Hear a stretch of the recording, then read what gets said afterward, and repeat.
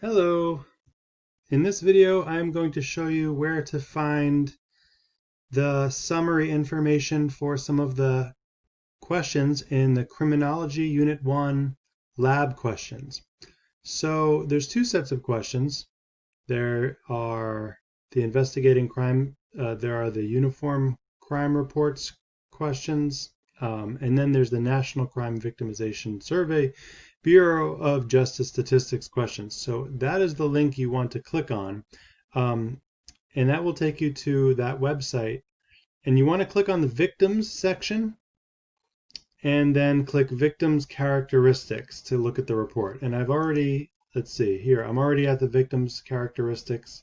So like I said, here you click victims, victims, and then victim characteristics right here. And we're looking for let me click back on this link. Let's see, victim characteristics.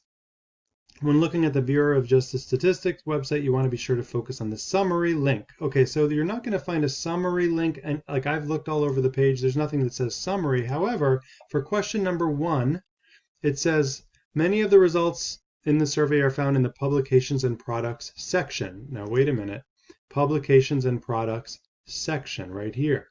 Let's keep reading the question. Read the summary page to review the most recent results.